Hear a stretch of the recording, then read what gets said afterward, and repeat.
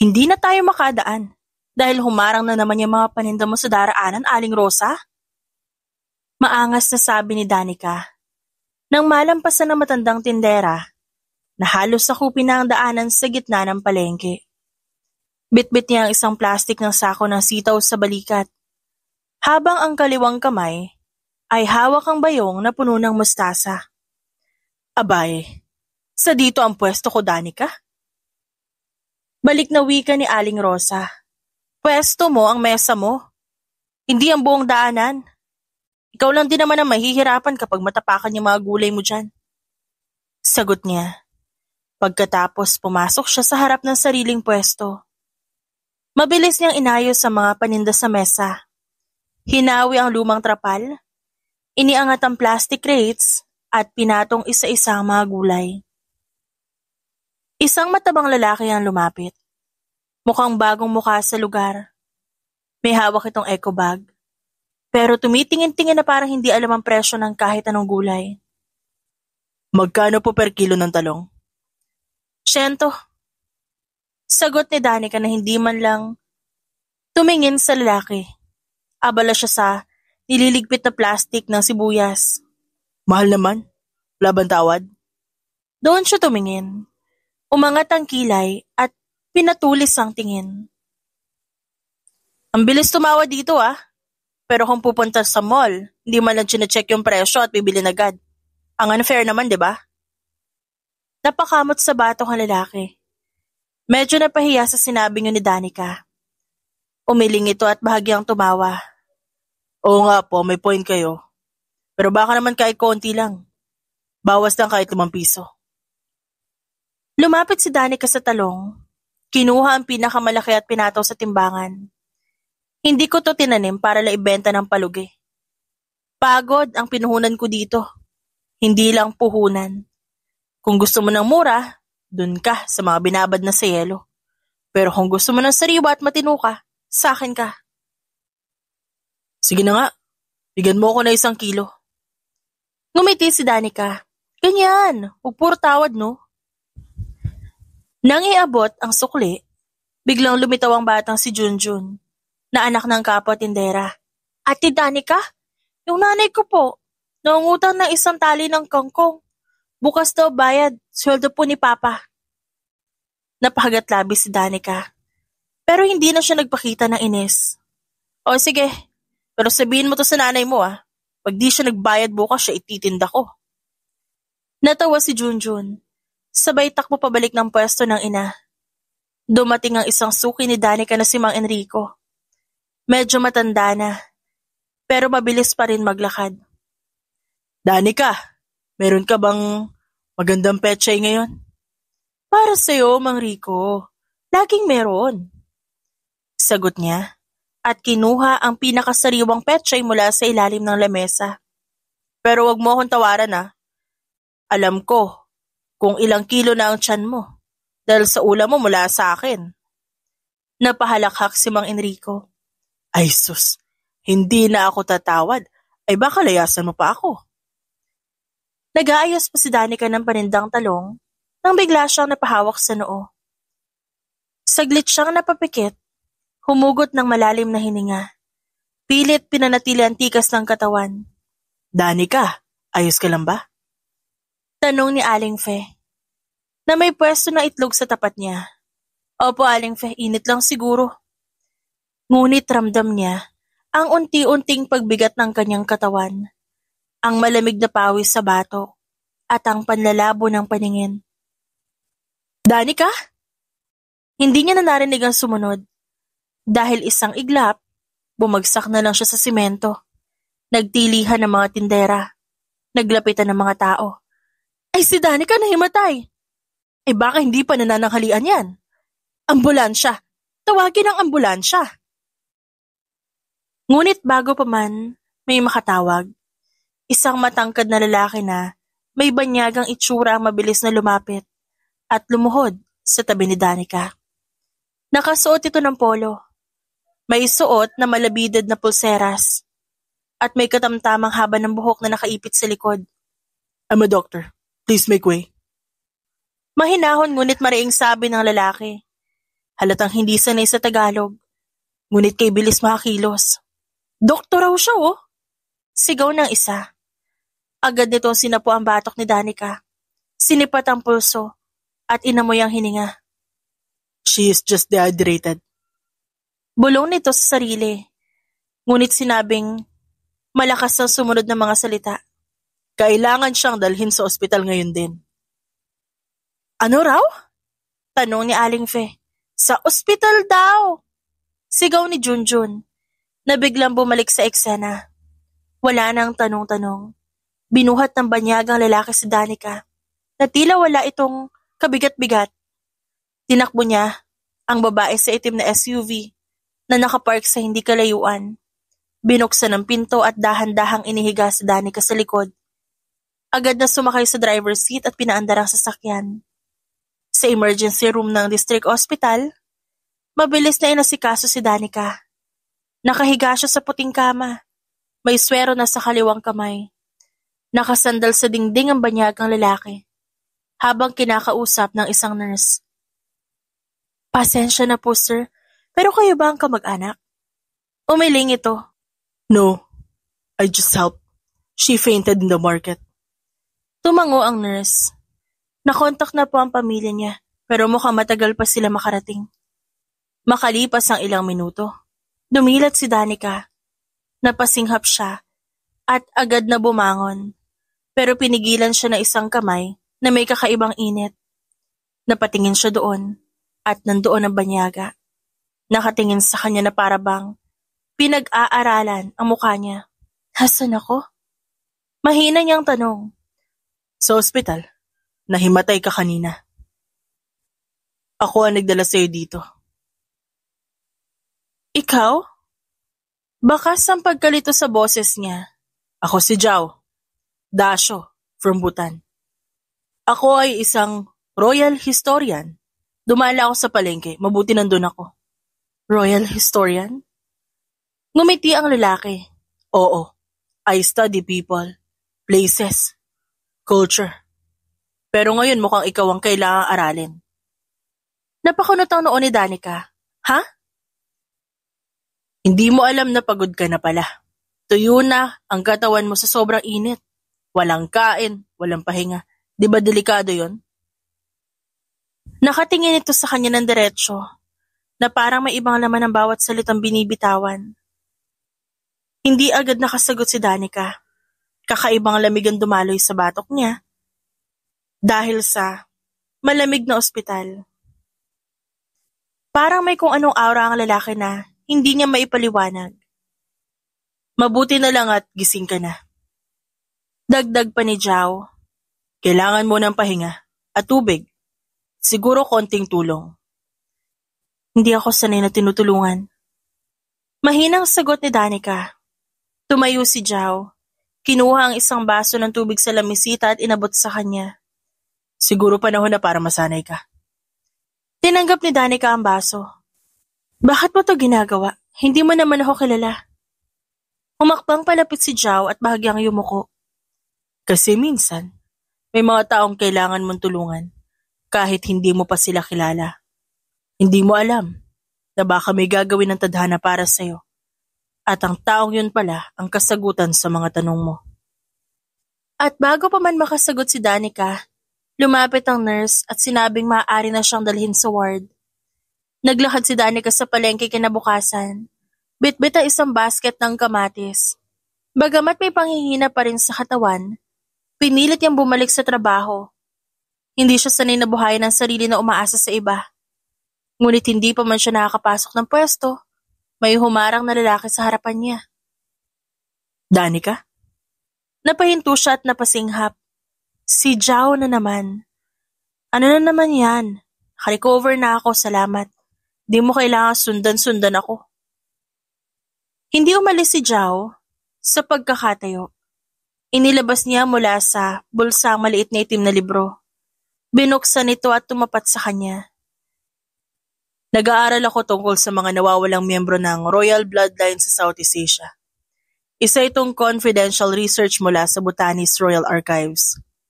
At may isa akong hindi inaasahang nakita kahapon. Kumunot ang noon ni Danica. Anong kinalaman ko dyan? Dahan-dahang itinuro ni Joe ang kwintas na nasa leeg niya. Simpleng kwintas lamang yun na may hugis pusong pendant. Wala siyang maalalang pinagmulan nito at palaging suot niya simula bata pa. Akala niya laruan lang ng kanyang ina yun. Ang pendant mo, may royal crest ng Bhutan.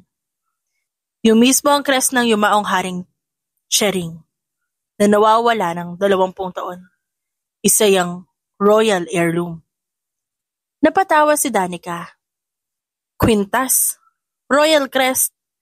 Alam mo ba kung saan ko ito nakuha? Hindi mo rin alam, di ba?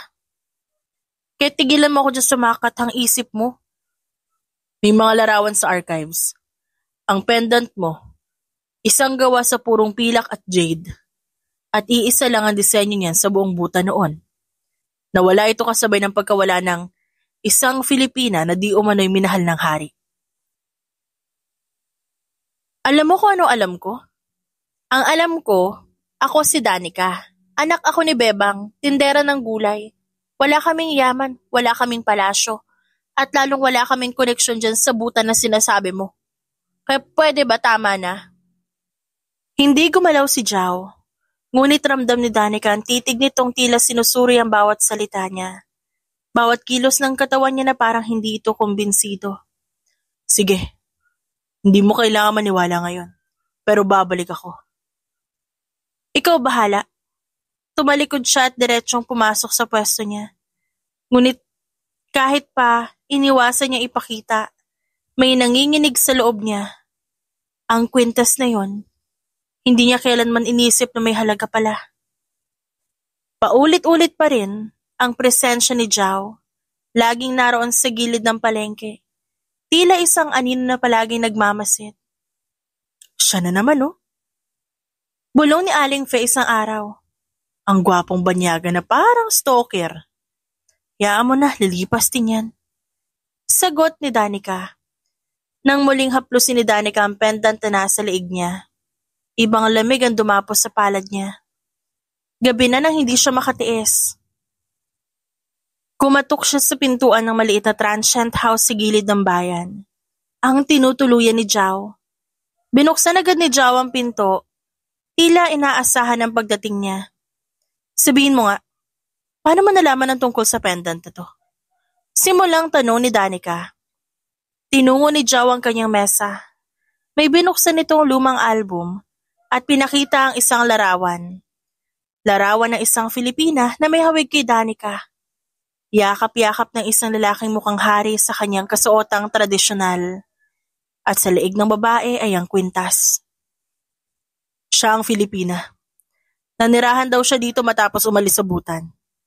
Walang tiyak na record kung anong tunay niyang pangalan. Pero iniwan daw niya ang Bhutan nang buntis siya. Napaatras si Danica. Nanlalamig ang batok niya. Hindi ako naniniwala. Hindi ko kayang paniwalaan. Huwag mo munang paniwalaan. Alamin muna natin ang totoo. Isang hapon, habang inaayos ni Danica ang mga natirang paninda, may humintong itim na sasakyan sa gilid ng palengke. Bumaba mula rito ang isang lalaking mas matangkad pa kay Zhao. Mas istrikto ang tindig. At tila hindi sanay ngumiti. Suot nito ang itim na long sleeve at itim na slacks kahit tirik ang araw. Diretso ang lakad ng lalaki patungo sa pwesto ni Danica. Excuse me.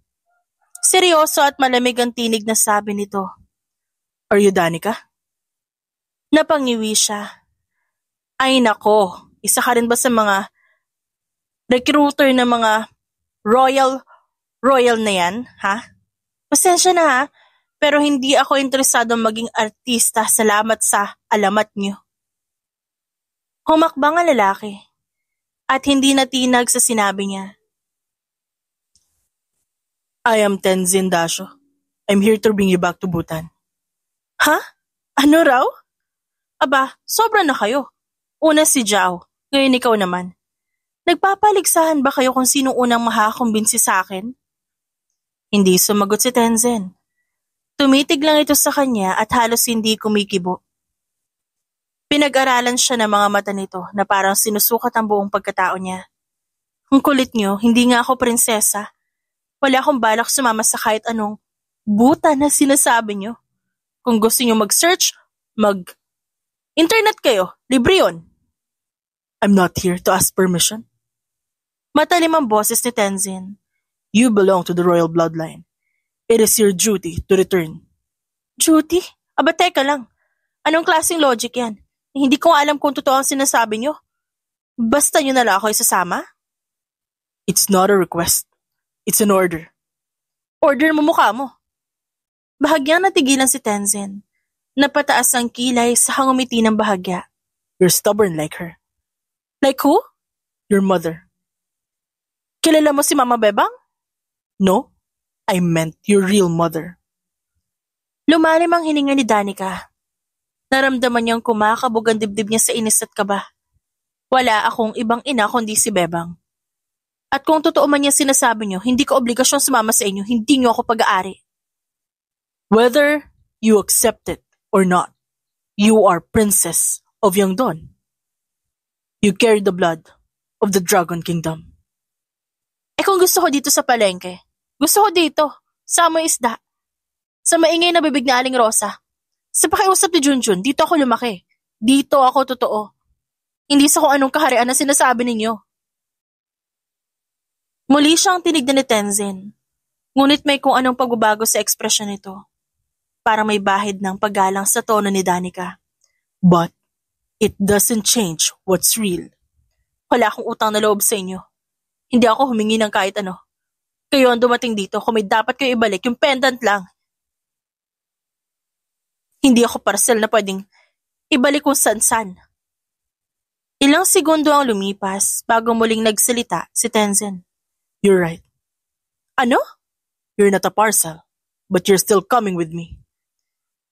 Ang kulit mo talaga, no? Lumapit siya sa mukha ng lalaki at halos magkadikit na ang mukha nila. Ano ba talaga? Hindi ka ba marunong makaintindi ng Tagalog? O sinasadya mo lang na hindi mo ako maintindihan? Sumagot si Tenzin sa malinis na Tagalog. Narinig ko lahat ng sinasabi mo. Nanlaki ang mga mata ni Danica. Ha! Abat marunong ka naman pala eh. Kanina ka pa English ng English. Para hindi mo malaman na naiintindihan kita. Iba ka rin. Napailing siya, saka tumawa ng mapait. Yan ang pinakawalang yamong style. Nagsasayang ka ng laway tas biglang marunong pala. Napailing si Danica habang hinahagod ang sentido. Alam mo, ang dami ko nang iniisip sa buhay. Tapos idadagdag mo pa to. Parang gusto ko na lang magbenta ng kangkong habang buhay eh. At magpanggap na walang narinig. Tahimik lang si Tenzin. Hindi siya gumalaw at hindi rin kumurap. Para bang hinahayaan lang si Danica na ilabas lahat ng inis nito. At alam mo kung ano pinakaayaw ko? Patuloy ni Danica habang nakaturo ang isang daliri sa dibdib ni Tenzin. Yung pakiramdam na parang wala akong kontrol sa sarili kong buhay. Wala akong inutang na pangarap sa butan. Tama ka. Wala kang inutang na pangarap sa butan. Pero ang butan may utang sa'yo. Napakurap si Danica. Ang buhay mo ngayon ay bunga ng isang kasinungalingan. Pinalayo ka, tinago ka. Pero hindi ibig sabihin nun, wala ka ng karapatan. You can choose not to come. Pero dapat mong malaman ang buong katotohanan bago mo tanggihan. Mataas na ang sikat ng araw. Pawis na pawis si Danica habang nag-aayos ng paninda. Binibilang niya mga tirang gulay na sa isang banday may napansin siyang presensya na kanina pa niya sinusubukang baliwalain. Nakasandal sa poste si Tenzin. Nakahalukip-kip at seryosong nakamasid sa kanya. Hoy, hindi ka ba napapagod dyan? Wala ka bang ibang ambag sa lipunan kundi maniktik? Bahagyang kumunot ang ni Tenzin, ngunit nanatiling hindi ito kumikibo. Alam mo, mas matigas pa ulo mo kay Mang Cardo, na araw-araw tumatawad ng piso kada pirasong sili. At least yun, umaalis pag sinigawan ko, ikaw linta. Lumapit si Tenzin na isang hakbang. Sinabi ko naman, I'm here to protect you. Protect? And hindi nga ako hinahabol na magnanakaw? Ang kalaban ko rito presyo ng gulay. Wala kang alam sa panganib na pwedeng mangyari kapag nalaman na ibang tribo na buhay ka. Tribo daw oh? Baka gusto mo, isama mo na rin mga engkanto para kumpleto. Huminga ng malalim si Tenzin pero pinipigilan ng sarili. Nilapitan niya si Danica. Tumayo sa mismong harapan nito. Habang binibilang nito ang bawang. Danica, I'm doing this because it is my duty. Tumigil si Danica sa kilos. Dahan-dahan siyang tumingin kay Tenzin at ang kaliwang kamay ay nakataas para pigilan pa ito sa pagsasalita. Duty mo? Alam mo bang habang ginagawa mo yung duty mo, nasisira yung araw ko? Hindi mo pa pwedeng gawin yan nang hindi mo ako sinusundan kahit mag-CR ako? Hindi sumagot si Tenzin. Nagtama muli ang kanilang tingin. Parehong walang gustong magpatalo. Alam mo, kung may award sa pagiging sunod-sunuran, ikaw ang grand winner. Prinsipe ka nga, pero asal chaperon.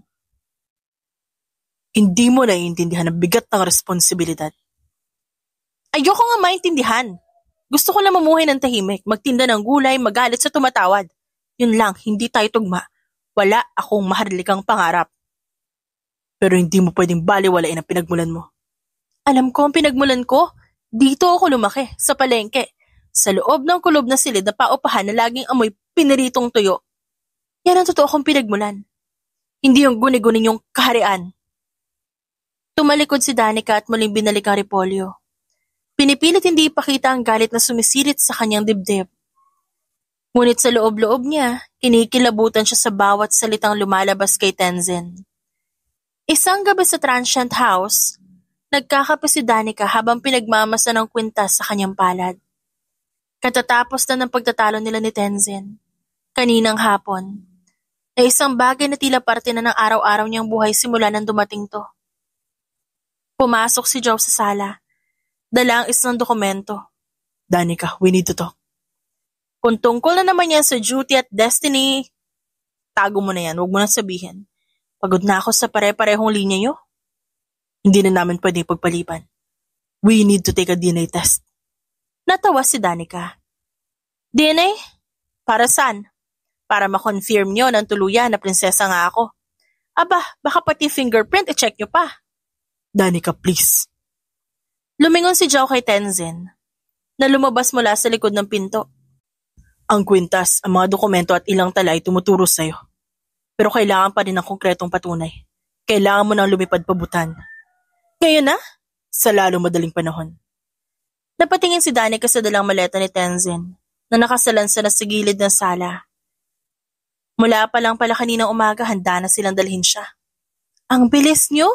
Wala man lang nagtanong kung gusto ko ba. Tinanong ka na namin. Hindi mo tinanggap.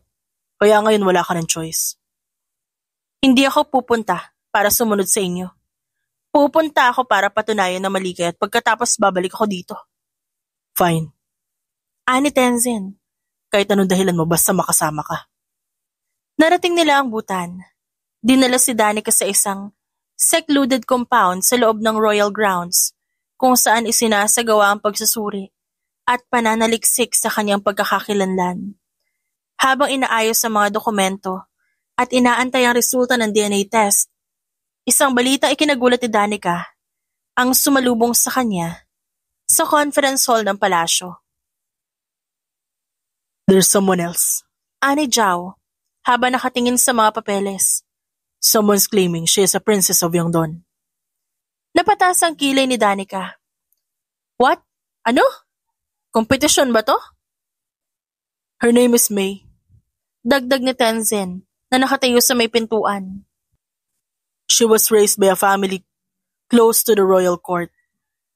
Marami sa konseho. Gusto siya ituring na tagapagmana. O edi siya na. Baka siya naman talaga yung hinahanap nyo. Mukhang siya ang gusto ng mga tao nyo. Hindi ganun kasimple. Maraming pagkakahawig si May sa yumaong hari. Pero wala siyang heirloom. At hindi din matiyak kung totoo ang pinagmulan niya. Nagtaas ng kilay si Danica habang umiikot ang tasa ng tsaang hawak niya. Ako may kwintas. Bigla niyo ako hinila mula sa palengke. Pero ang gusto ng mga tao niyo rito, siya. Kasi masanay siya sa galaw ng korte. Sagot ni Tenzin. Maayos siyang kumilos. Marunong siyang makipaglaro sa tradisyon. So dahil mas pino siya magsalita, mas royal siya. Hindi na sumagot si Tenzin. Ngunit si Zhao lumapit sa kanya at pinatong ang dokumento sa mesa. Danica, this is your story too. Kung totoo ngang ikaw si Amara Wangchuk, dapat malaman niyo ng buong kaharian. Kung hindi, then at least you'll be free. Natahimik si Danica. Tumayo siya at lumapit sa malaking bintana ng hall. Mula roon, tanaw niya ang bundok, ang malawak na lupain, na isang mundong malayo sa kinagisnan niya. Ang weird, no? Pabulong niyang sabi, pangarap na iba maging prinsesa. Ako hindi ko man lang pinangarap to. Pero heto tayo. May laban akong hindi hiningi. Tumalikod siya at tumingin sa dalawa. Sige, hintayin natin ang resulta. Pero tandaan niyo to. Kung ako nga ang tunay na prinsesa, hindi ibig sabihin susunod ako sa lahat ng gusto niyo. Ako pa rin to. Ako si Danica. At hindi ko kailangan ng korona para maging totoo. Maagang ginising si Danica kinabukasan. May kumatok sa pintuan ng silid niya. Isang babae na nakasuot ng tradisyonal na kira. May dala itong tray ng tsaa at isang makapal na aklat. Good morning, princess. Maingat na bati ng babae at bahagyang yumuko sa harap niya. Napakulot noo si Danica habang kinukusot ang mata. Huwag mo akong tawaging prinsesa, Danica lang. At di ako sanay na ginigising ng may tray para akong pasyente. I am really sorry. I apologize. But you have to be prepared. You have orientation. A simple tradition of Bhutan. And the council wants to talk to you before the preliminary recognition. Maingat na saad ng babae. Nakatitig si Danica dito. Napansin niya ang halos lahat ng mga katulong roon. May lahing Pinoy, bibihira, ang talagang purong Bhutanese. Kung wala man, nakakaintindi ito ng Tagalog at Ingles. Pagkatapos maligo at isuot ang tradisyonal na damit na ipinahiram sa kanya, sinamahan siya ni Zhao papunta sa maliit na pavilion, kung saan nagsimula ng maikling pagsasanay. May guro na nagtuturo sa kanya ng tamang pagyuko, ng tamang paghawak ng tasa ng tsaa, pati na rin mga simpleng pagbati at paggalang na inaasahan sa isang babae ng royal lineage. Hands together when you bow. Anang guro habang pinapakita ang tamang pagkilos. Ganito ba? Tanong ni Danica, habang pilit ginagaya ito. Tinignan siya ng guro. Almost. But your hands are too high. Lower, please. Maya-maya pa'y pumasok si Tenzin sa pavilion. Tahimik lang itong tumayo sa gilid at pinanood siya. Muli niyang inuulit ang bawat kilos. Kanina ka pa dyan? Usisa ni Danica nang hindi tumitingin. Oo, nakakatuwa kang panoorin. Sabi nito ngunit walang reaksyon na muka. Bakit? Para ba akong clown sa costume na to? Di naman. Mukha kang hindi komportable. Tama ka naman, uncomfortable ako. Sa damit, sa kilos, sa lahat. Parang sinusubo ako sa mundong hindi naman ako kumakain. Dapat lang na malaman mo ang mundong pinanggalingan mo. Ay kung ayokong tanggapin, wala namang pilitan. Pero narito ka na at kailangan mo nang harapin. Isang buntong hininga ang pinakawalan niya bago siya muling lumuhod upang ulitin ang paggalang.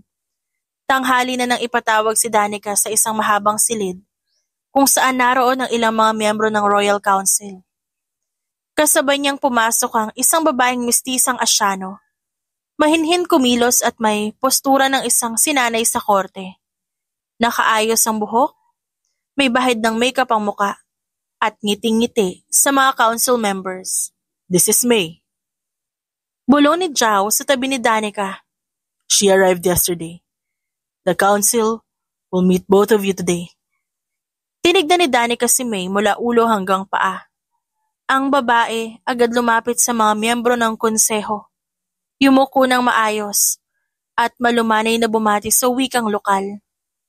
Nilingon ni Danica si Tenzin. So yan yung kalaban ko. Hindi ito laban. Sagot ni Tenzin. Para sa'yo, oo. Pero sa mga tao sa paligid mo, parang Miss Universe coronation na to. Matapos ang mga pambungad, tinawag ang dalawang babae upang formal na ipakilala sa konseho. Tinignan ni May si Danica. Ngumiti ito at nagabot ng kamay. Hello, it's a pleasure to meet you. Ani May. Kinuha ni Danica ang kamay nito. Pero hindi agad binitiwan ng tingin. Hindi ka ba marunong magtagalog? I'm sorry? Napakunot noo si May. Okay. No need to apologize. Tanong lang naman yon. Ngumiti si May, pero halatang hindi siya nakasunod sa tono ni Danica. Tumango lang ito at binitiwan ng kamay. Akala ko ba? Prinsesa ng Bhutan pero ni konting Filipino wala. Bulong ni Danica kay Tenzin. Hindi naman sukatan ng lengguwahe. Hindi.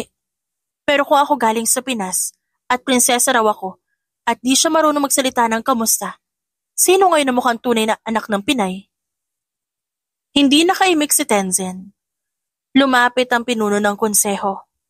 We will begin the preliminary review.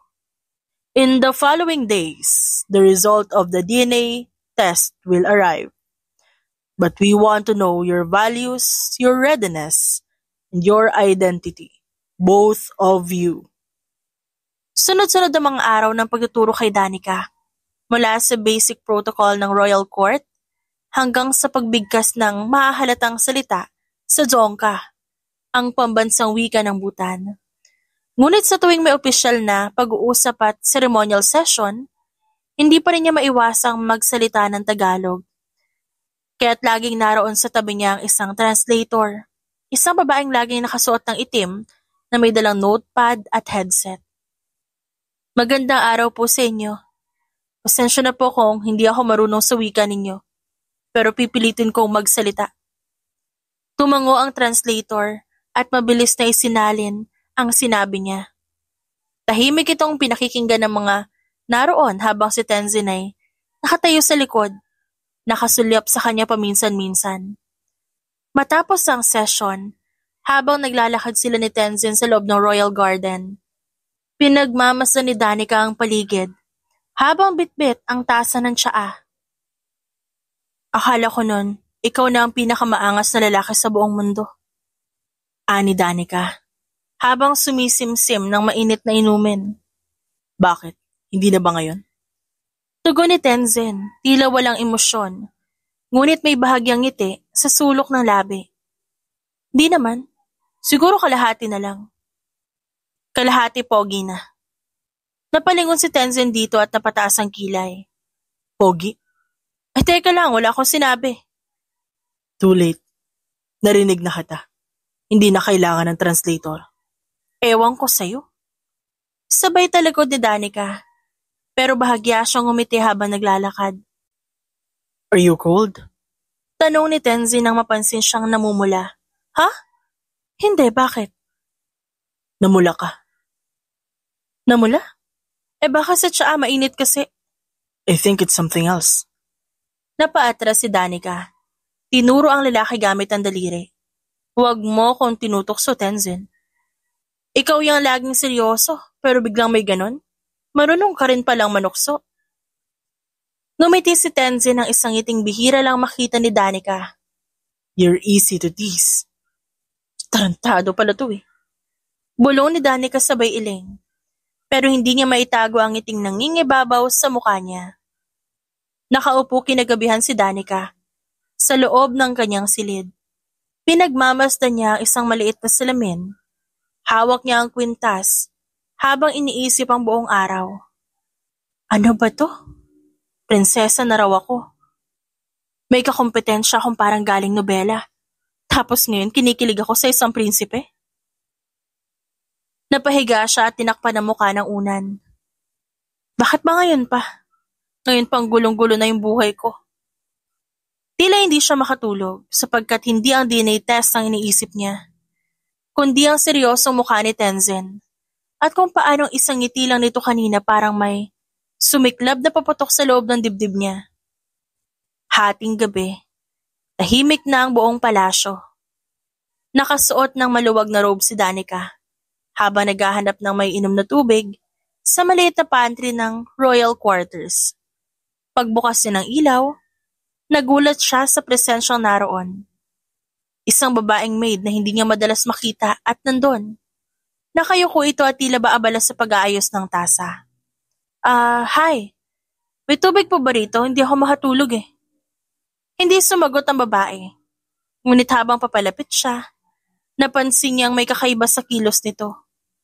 Hindi nito itinutuwid ang katawan at tila hindi niya siya tinitignan kahit anong lapit niya.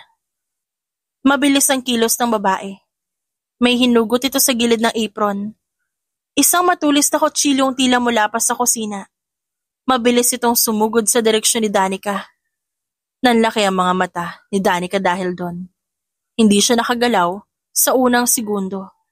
Pero bago pa man tuluyang makalapit ang babae, isang anino ang biglang humarang. Danica, lay down! Sigaw ni Tenzin. At sa isang iglap, tinulak siya nito sa gilid. Mabilis ang bawat galaw ng lalaki. Nahawakan nito ang braso ng maid bago pa man tuluyang makasaksak. Nagbuno sila ng ilang segundo. At sa huli, napadapa ang babae sa sahig. Hawak ni Tenzin ang pulso nito sa likod.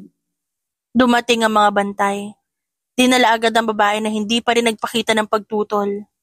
Ngunit bago siya tuluyang lumabas, napatitig ito kay Danica na may galit at hinanakit. She doesn't belong here. She is not our princess. Nagkatinginan ng mga bantay at ang mga opisyal. Ngunit si Danica, nakatayo lang habang nanginginig ang kamay. Tumayo si Tenzin. May bahid ng dugo ang manggas ng kanyang suot mula sa gasgas sa palad nang inawat niya ang kutsilyo kanina. Nilapitan niya si Danica. Are you hurt? Tanong niya habang hinahaplos ang balikat nito upang masigurong walang sugat. Wala naman. Kabadong sagot ni Danica at garalgal pa. Sigurado ka? I told you. This place has dangers, and that won't be the last. Napatingin si Danica sa lalaki sa seryoso nitong muka. Sa kung paanong kahit sa gitna ng kaguluhan, kalmado pa rin ito kung umakto. Tila biglang nag-blur ang lahat sa paligid maliban sa mukha ni Tenzin. Bakit pa kasi ang gwapo mo? Bulong niya nang hindi sinasadya. Ha? Wala akong sinabi. Napatawa si Tenzin sa unang pagkakataon. I heard you. Napayuko si Danica. Tinakpan ng palad ang muka. Ano ba to? Muntik na ako mamatay tapos kinikilig pa ako. Sira ulo yata ako eh. Sunod-sunod ang lumabas na headline sa social media.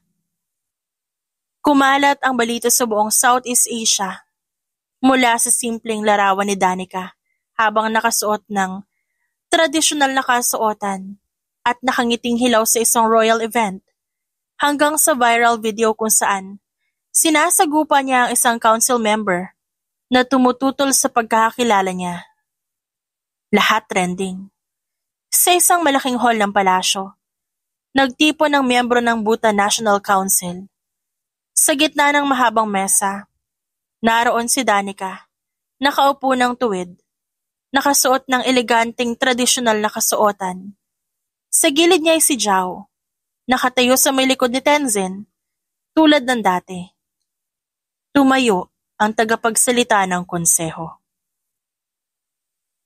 Ayon sa malalim na pagsusuri at sa tulong ng DNA test, personal investigation at muling pagsusuri ng dokumento na pag-alamang peke ang papeles na iniharap ni May. Sa makatuwid, ang kinikilalang Prinsesa Amara Wangchuk ng Yangdon na tunay na anak ng yumaong hari ay si Danica mula sa Pilipinas. Tumayo ang lahat. Bumigkas na isang panalangin pagpapasalamat. Ngunit si Danica na natiling nakaupo. Tila ba hindi tumatalab sa kanya ang tagumpay. Paglabas nila sa hall, agad siyang tinabihan ni Zhao. Danica, tapos na. Napatunayan ang totoo. You're finally recognized. Oo nga. Pero parang hindi ako masaya. Nagkatinginan si Zhao at Tenzin. Why? Wala na ako sa palengke. Hindi na ako nagkakape sa styro sa gilid. Tapos lahat ng kilos ko may camera palagi. May tagasunod, may translator pa. Alam kong pinanganak ako sa royal blood. Pero hindi ibig sabihin handa na akong iwan ang mundong pinili ko. Gusto ko umuwi kahit minsan lang. Kahit tuwing buwan lang, yun lang ang gusto ko. Naglakad siya palayo sa dalawa, ngunit humabol si Tenzin at tinapik ang braso niya. Kung yan ang gusto mo, ipaglalaban natin. Tayo? Tumango si Tenzin. Oo, tayong dalawa. Hindi ka nalang basta prinsesa. Isa ka ring tao na may karapatang pumili. Kahit hindi sang-ayon sa tradisyon. Napangiti si Danica. Kahit pa may kirot sa puso niya. Salamat, Tenzin. Tanghali na, pero hindi pa rin makapag-focus si Danica sa lesson niya. Nasa isang maliit na silid siya sa Royal Library. Nakaharap sa isang guro na paulit-ulit nang ipinapaliwanag ang ceremonial phrases na dapat niyang kabisaduhin para sa darating na public recognition event. Your Highness, let's repeat. Mahinahong sabi ng matandang guro. Pero nahihirapan talaga siya. Napairap na si Danica ng pagsabihan siya. Yan nga eh. Ba't ba ang hirap nito? Parang pinupulupot yung dila ko? Kailangan niyo pong masanay, prinsesa. Ito po ay bahagi ng... Napatigil ito sa pagsasalita nang biglang bumukas ang pintuan. Excuse me. Malamig ngunit malalim ang boses ni Tenzin. I was asked to escort Princess Amara after her lesson. Parang biglang lumamig ang silid o baka biglang uminit para kay Danica. Napalingon si Danica at halos mabilaukan sa sariling laway nang makita ang bagong suot ni Tenzin na isang traditional warrior robe. Fit na fit. Kita ang matipunong dibdib at balikat. Mukha itong bumaba mula sa isang libro na binabasa ng karamihan. Grabe, ba't parang lalong gumapo tong lalaking to? Napansin ng guro ang panlalaki ng mga mata ni Danica. Your Highness, are you okay? Oo naman. Okay na okay. Parang sinapian niya ng energy eh. Ngumisi si Tenzin. We can come back later if she needs more time. Hindi na. Actually, tapos na yata kami. Di ba, teacher? Napatingin ng guro sa orasan. Kalahating oras pa po. Pero mas maalala ko ang lesson pag fresh air ang katabi ko. Sabay tayo ni Danica habang nililigpit ang notes. Tara, lista tayo. Thank you, teacher. Hindi na siya lumingon pa. Binitbit niya ang sarili. Halos patalon-talon na lumapit kay Tenzin. Paglabas nila sa library, magkatabi silang naglakad sa hallway. Anong tinitingin-tingin mo? Usisa ni Danica at kunwari napipikon. Pansin ko lang, hindi ka talaga makafocus kanina. Excuse me? Baka naman ikaw ang distraction. Baka nga. Nagkatinginan sila ng saglit lang. Pero sapat na para kumubog ang dibdib ni Danica. Pero bago sila makarating sa main hall, huminto ang babae. Alam mo ba, araw-araw kitang pinipilit hindi pansinin. Alam ko pero hindi mo rin magawa. Hindi ko alam kung anong ginagawa mo pero ikaw lang ang dahilan kung ba't ako nalilate sa sarili kong lessons. Kung gusto mo matuto, pwede kitang turuan. Talaga? Pwede rin bang may reward pagkatapos ng bawat tamang bigkas? Anong klaseng reward? Depende. Kung fluent na ako, baka halik na yung kapalit. Nanahimik si Tenzin. Pero ngumiti ito ng paunti-unti. Hanggang sa magtama ang mga mata nila. Siguraduhin mong tama ang bigkas mo. Pero bago pa man siya tuluyang lamunin ng sandali, may dumaan na royal assistant. Your Highness, kayo na po ang susunod sa rehearsal. Isang linggo bago ang formal na coronation bilang prinsesa, inimbitahan si Danica sa isang pribadong salo-salo ng royal family. Sa isang eleganteng pavilyon ng palasyo, naroon ang ilang miyembro ng pamilya ng hari. Partikular na ang 3 anak na lalaki nito sa magkakaibang ina. Pagdating pa lang niya, agad na siyang sinalubong ng matipunong lalaking nakasuot ng Royal Regalia. Magkakaibang edad, magkakaibang personalidad. Pero pare-parehong may tindig na mga taong lumaki sa kapangyarihan. Welcome, Princess Amara. Bati ng pangalan na si Sangay. May edad 30. Finally, we got to meet our little sister. Hi. Tipid na bati ni Danica. Sana hindi kayo naninipa ng bagong kapatid. Tumawa ang pangalawa na si Jigme. Don't worry, we're very peaceful people. Unless we're dealing with national budget cuts. Natawa si Danica at medyo kumalma ang dibdib. Pero bago pa man siya makapag-relax, dumating si May. Nakasuot ito ng simpleng dilaw na damit. Bitbit ang sariling tasa ng tsaa at may ngiting sobrang mahinin pa para hindi pagdudahan. Oh, Danica, you're here. I was just telling your brothers how you've adjusted so quickly. Very adaptable. Ah, ganun ba? Ganun talaga kami sa palengke. Mabilis kumilos. Mabilis din makaamoy ng bulok. Ngumiti lang si May, kahit hindi naman talaga naiintindihan ang sinabi ni Danica. That's wonderful. I also told them how I'm always here to support you. After all, we're like sisters now. Hindi na nakatiis si Danica. Kumala siya sa akbay ni May. At bahagyang tiniklop ang mga braso. Alam mo? Kung di ka tumigil sa kaplastikan mo, mabibiyak ko talaga yung mukha mo. Tinitignan mo pala ako na iirita na akong leche ka. Napatahimik ang paligid. Napatitig si May. Lulas sa narinig pero nakangiti pa rin. What did you say? Ngunit ang tatlong lalaki ay biglang napaubo, pinipigilan nilang tumawa. Si Sangay, umikot ng konti na parang nalulunod na at gusto nang tumawa talaga. Si Jigme, tinakpan ng bibig gamit ang tasa ng tsaa. At ang bunso na si Lendu? Walang pakialam, tumawa talaga ng malakas. Wow, that was intense. Did you just call her leche?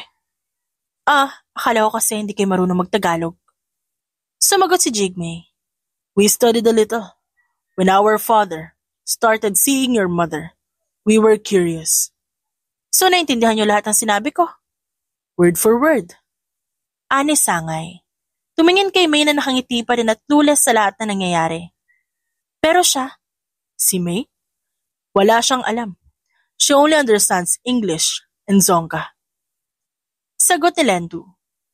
Good, at least hindi niya alam na gusto ko siyang sabunutan. Tumawa ang magkakapatid at tila lalong natuwa si Danica.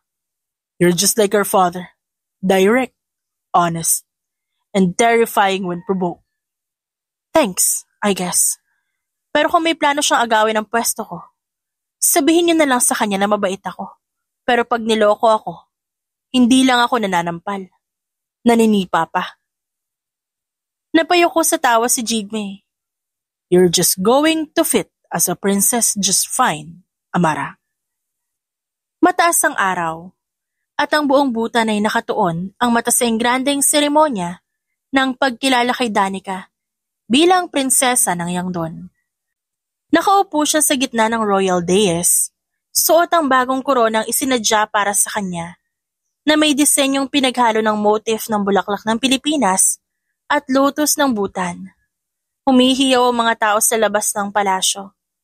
Sa loob ay umaalingaw-ngaw ang tunog ng tambol at mga ceremonial chant. Ngunit habang isinasagawa ang huling bahagi ng ritual, isang royal advisor ang nagmamadaling pumasok sa gilid ng silid. Nakayuko ito habang hawak ang liham. Dumiretso ito kay Zhao na agad lumapit sa trono. Your Highness. Bulong ni Zhao kay Danica. We just received news from the Northern Court. Something urgent regarding Prince Tenzin. Napakunot ang noon ni Danica, pero pinanatiling mahinahon ang muka. Sabihin mo, an arranged marriage has been announced. The Royal House of Wangmo sent word this morning. Prince Tenzin is to be engaged to May under a sealed agreement. Nanlamig ang batok ni Danica. Ano ibig sabihin yan? Mukhang naguluhan din si Zhao sa narinig. This is not part of any formal plan. And Prince Tenzin was not informed. It seems orchestrated. Ano? Nagbulungan ng paligid. Nagkatinginan ng mga nasa konseho. At si May na nasa gilid ng hall, nakatayo at parang hindi makabasag pinggan, na may bahagyang ngiti sa labi. Lumingon si Danica kay Tenzin, na nakatayo sa di kalayuan at kasama mga royal guards. Namumutla ito. Lumapit si Tenzin sa harap ng mga konsehal. I did not consent to any marriage. Sumagot si Sangay, ang pinakamatanda sa kapatid ni Amara o Danica. This was not filed through the Central Council? Hindi rin to dumaan sa National Office of Marital Treaties. Si Zhao, na noon ay nasa tabi ni Danica, ay agad lumapit sa kapatid. Tenzin, it's May. She filed this through her uncle in the south. Wang Mo is her mother's clan. Political alliance? Bulong ni Jigme. Hindi siya pwedeng maging prinsesa sa sarili niyang pangalan. Gagamitin niya ang kasal para makabalik sa pwesto. Napatayo si Danica. Walang pakialam sa ceremonial posture. At hindi niya rin iniinda ang royal poise. Humarap siya sa buong assembly. Walang basehan ng kasunduan. Kundi alam ni Tenzin ang tungkol dito, then it's void. Ngunit tumayo ang isang matandang konsehal mula sa Southern Assembly. Bilang tagapagtaguyod ng tradisyon, ang kasunduan ay valid. Kung ito ay pinagtibay ng kinatawan ng clan, wala kami natanggap na formal na pagtutol. Tinignan ni Danica si May at tahimik lang ito. Kumakaway pa sa ilang bisita. Hindi na siya nakatiis. Bumaba siya mula sa trono at dumiretso kay May. Alam mo, kung gusto mo lang makabalik ng pwesto, sana diretso mong sinabi. Hindi yung pati ka sa Tenzin ginagamit mong pambarter. Ngumiti si May nang malamig, nang maintindihan ng dapat sabihin ni Danica. It's a royal custom, Danica. You wouldn't understand. You're right. Hindi ko nga maintindihan ang ugaling traidor. Even if the marriage proceeds, the people still know who I am. And frankly, some of them want me back. Sige, pilit mo pa. Pero sigurado kung ayaw ni Tenzin sa'yo. At kung itutuloy mo yung kasal na yan, ako mismo maghahatid sa kanya palabas. Maya-maya pa, lumapit si Tenzin at tumayo sa likod ni Danica. Let's make it clear. I will not marry anyone I did not choose, especially not someone like May. Nanigas si May, pero nanatili ang ngiti niya, kahit nalalalim na ang kulay ng muka. Consider this your formal rejection. Send that to the south. Tumahimik ang buong hall. Tumalikod si Danica at tinignan si Tenzin. Okay ka lang? Tumango ang lalaki. I did not let them build my whole life back then. And I won't let them now. Sabay silang umakyat pabalik sa harap habang nakatingin ang buong royal court. Lunes ng umaga. Akala ni Danica makakahinga na siya pagkatapos ng koronasyon. Pero mali siya. Dahil kahit malinaw na tumanggi si Tenzin sa kasal, hindi pa rin to agad nakansela. May proseso raw. Inis na kwento ni Zhao habang sinusundan si Danica sa royal office. It takes weeks. Kasi naaprubahan na sa Southern Assembly. May pirma na rin at may seal. May kung anong ritual. Hindi basta pwedeng putulin. Anong gusto nila? Habang buhay sila nila yung magdedesisyon at nakapending sa isang kasal na ayaw naman ni Tenzin? Unless may mas mataas na kasunduang ipapalit. Sabat ng isa sa mga tagapayo. Napatigil si Danica. Kumunot ang kanyang noo. Mas mataas? Tumango si Zhao. A political agreement na mas matibay sa nauna. Mas katanggap-tanggap sa National Council at may basbas ng reigning royal. Biglang sumulpot sa isipan niya ang isang idea. Medyo nakakabaliw ito. Pero sa dami ng kabaliwang nangyari sa buhay niya, parang ito na ang pinakamasaysay. Huminga siya ng malalim. Kung ganon, ako na ang gagawa ng kasunduan. Nagkatinginan ang mga nasa konseho. Propose a new alliance. Ako na mismo ang maghahain ng bagong kasunduan. Isang kasunduan ng kasal. Nagkakagulo ang bulungan sa loob ng bulwagan. Naglakad si Danica papunta sa harap. Kinabig ang mantel ng lamesa at sinulat sa papel ang proposal. Arranged marriage between me and Dasho Tenzin. Lumingon siya sa mga opisyal. Princess to prince. Higher bloodline. Political and national stability.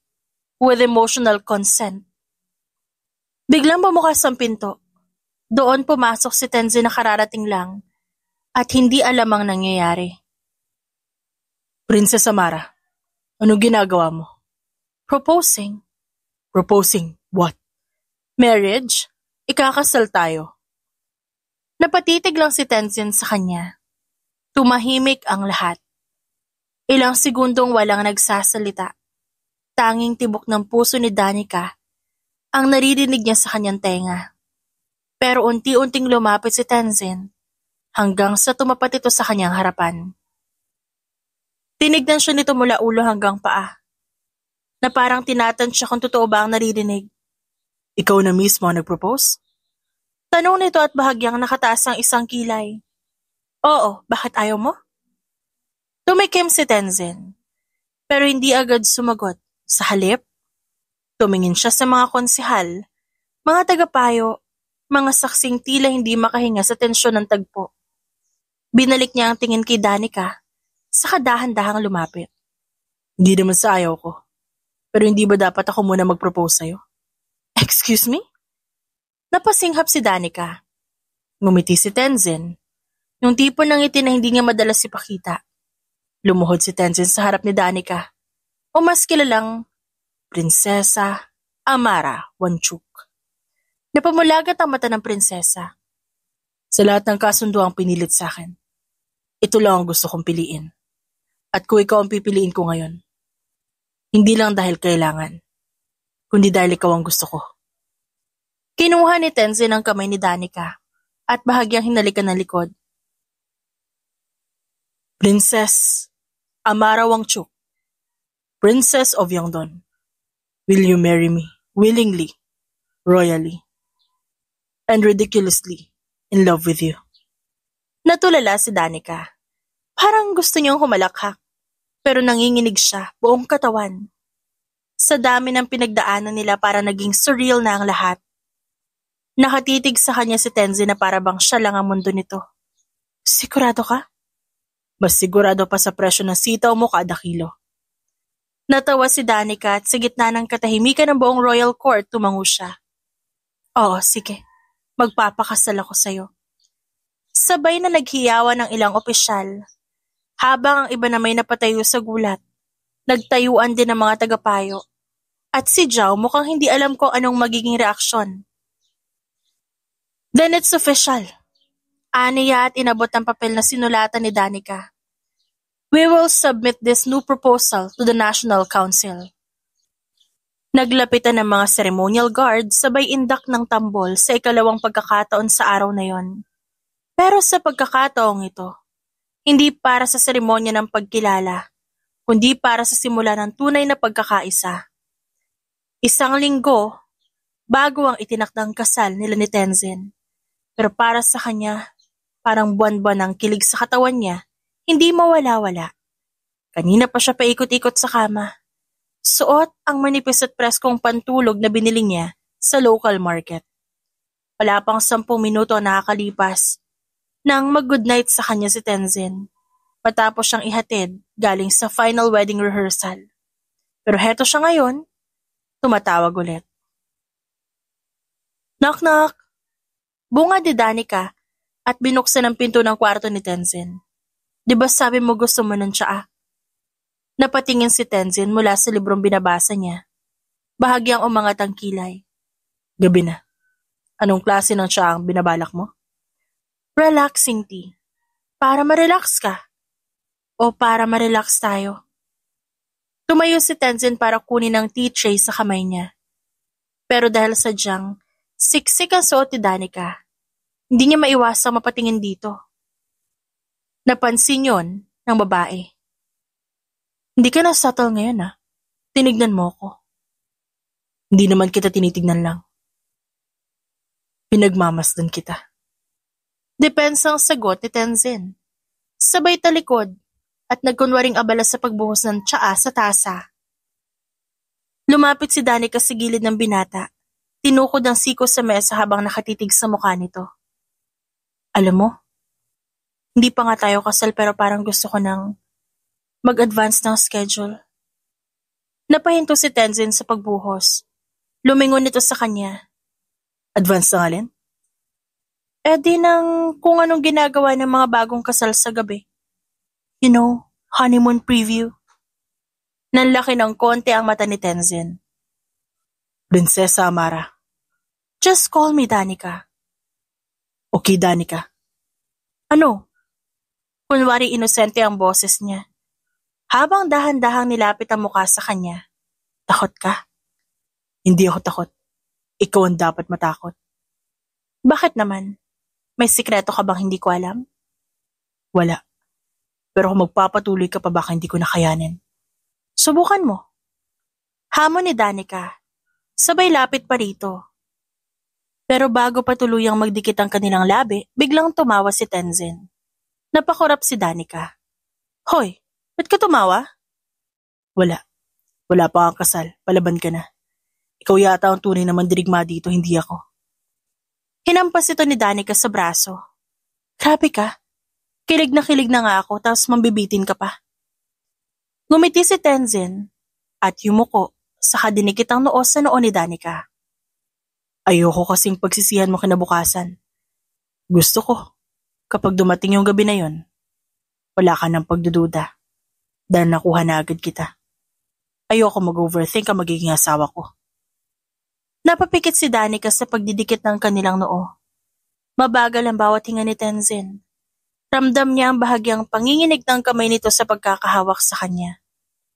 Di ko naman sinasabing pagsisisihan ko. Pero naiintindihan ko. Gusto mo ng tamang panahon. Hinawakan ni Tenzin ang kamay niya at pinisil yon. Ikaw kasi, kapag tinitigan mo ako ng ganyan, parang nawawala lahat ng pinangako ko sa sarili ko. Di wag mo na lang ako titigan. Biro ni Danica sabay kurot sa tagiliran nito. Mula umaga hanggang hapon abala si Danica sa pag-aaral ng kasal-related customs sa Bhutan. Araw-araw siyang tinuturuan ng isang pasensyosong royal etiquette master na si Madam Pemla. Isang babaeng parang hindi pa yata ngumiti simula pagkabata. Your posture, Your Highness, Princess Amara. Tuwid ang likod, huwag kang kakambyo na parang tricycle driver. Paulit-ulit nitong bilin, habang hawak ang maliit na pamalo para lang itap sa balikat si Danica kapag sumusobra sa galaw. Madam, hindi naman siguro makakabawas sa dignidad ko kung ngingitian mo ko kahit isang beses, diba?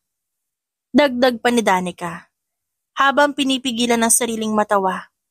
Pero gaya ng inaasahan, hindi natinag si Madam Pemla. Nanatiling seryoso ang mukha nito, na parang may sariling kasunduan sa Diyos na bawal ngumiti habang nagtuturo. Okay, next. Bowing to the royal elders. 1 foot behind the other. Slight bend from the waist. Don't bow too low. You are not washing clothes in the river. Pumwesto si Danica at sinunod ang instructions. Hanggang sa mawala siya ng balanse at muntik ng matapilok. Agad siyang sinalo ni Tenzin na kanina pa pala nanonood sa isang sulok. Careful. Mahina ngunit may halong tawas sa boses ng binata. You're already halfway to the altar? Baka sa rehearsal pa lang may injury na. Kasi naman. Ang hirap naman kasi nitong tradisyon nyo. Di ba pwedeng may shortcut? Wala sa Bhutan ng shortcut sa kasal. Mahalaga ang bawat akbang. Bawat pagyuko at bawat pagsasalita. Grabe. Sa amin sa Pilipinas, konting load sa altar. Kiss. Tapos na. Aniya kay Tenzin. Dito, bawat parte ng seremonya, may kahulugan at para rin ito sa buong kaharian.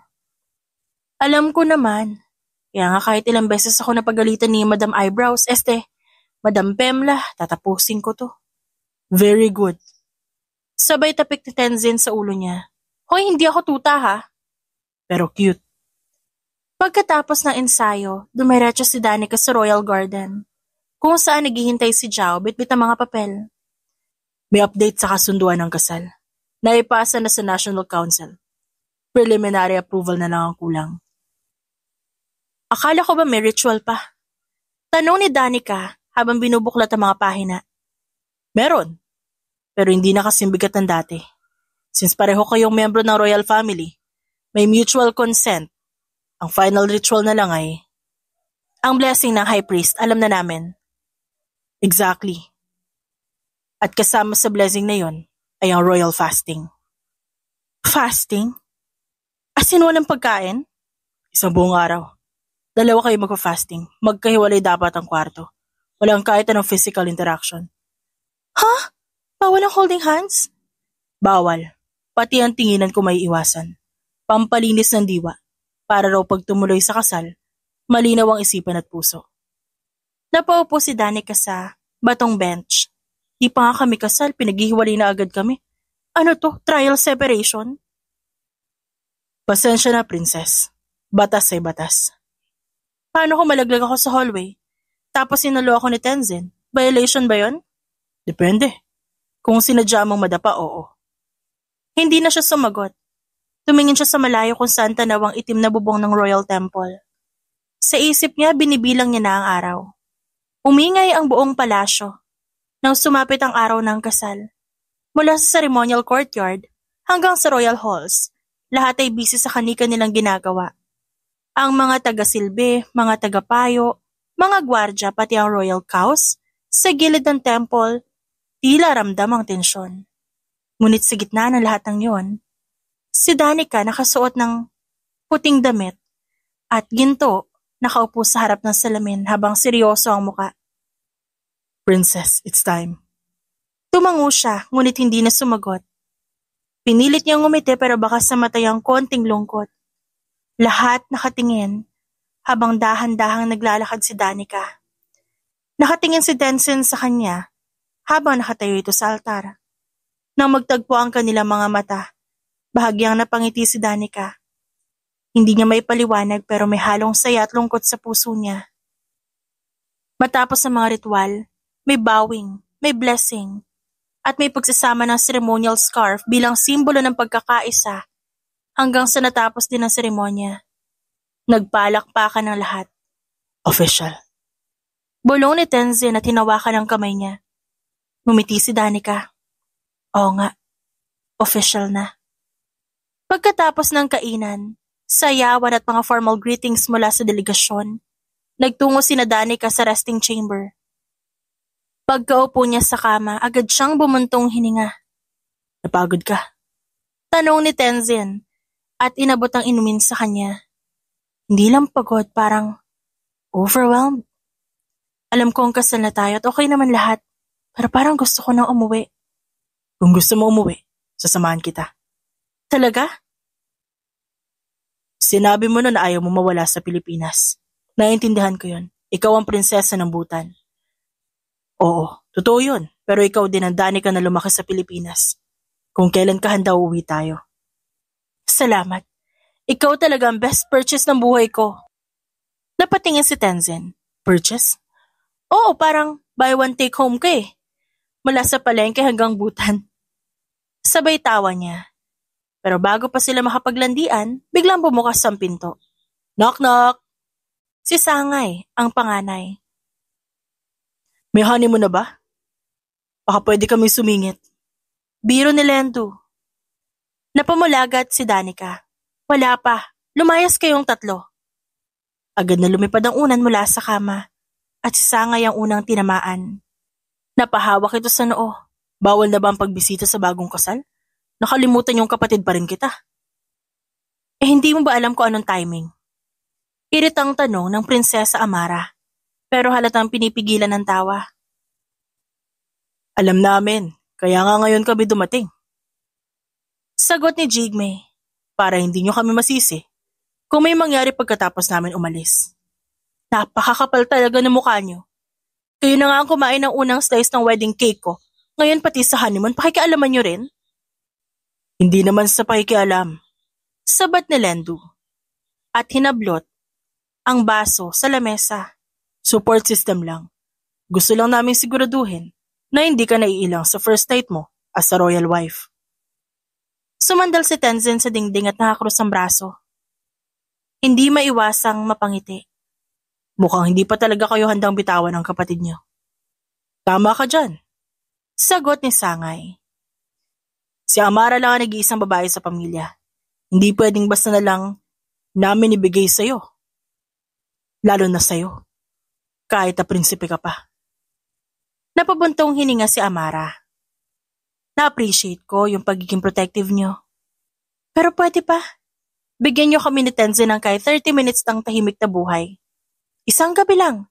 Hindi yung may biglang sumisilip sa bintana. Pilit na niluwagan ni Danica ang sinturon ng kanyang travel dress. Habang pababa sa eroplano, nasa naiya sila.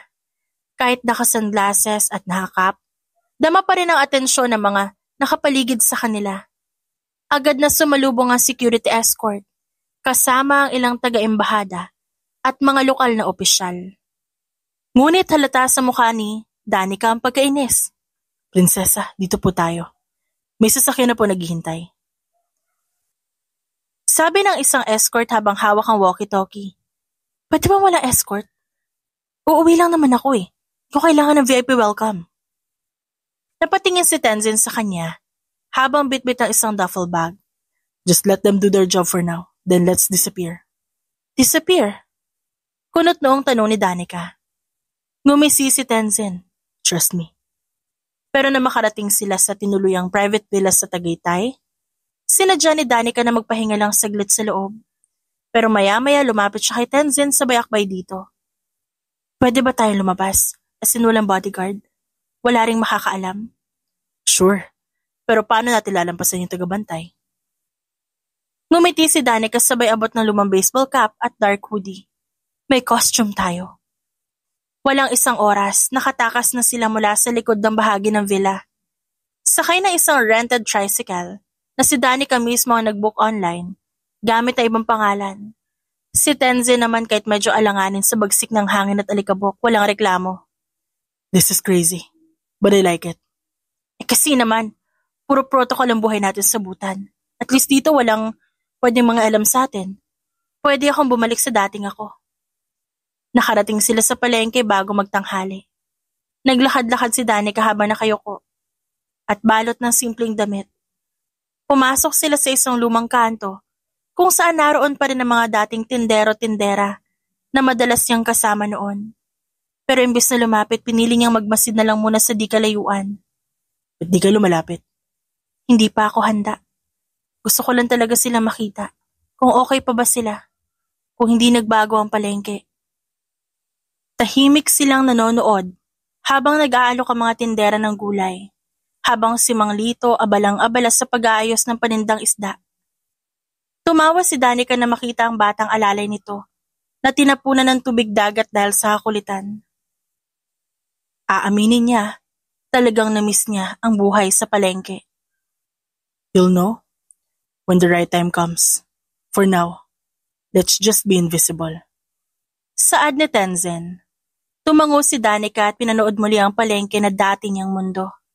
Sa dami ng pinagdaanan niya, mula sa pagiging tindera hanggang sa pagiging prinsesa, ngayon lang siya ulit nakaramdam na maging masaya.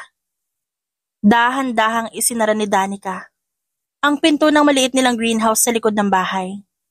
Bit-bit niya ang basket ng sariwang mustasa, kangkong at okra na kanika nilang inani kasama ang munting batang tumatakbo sa paligid.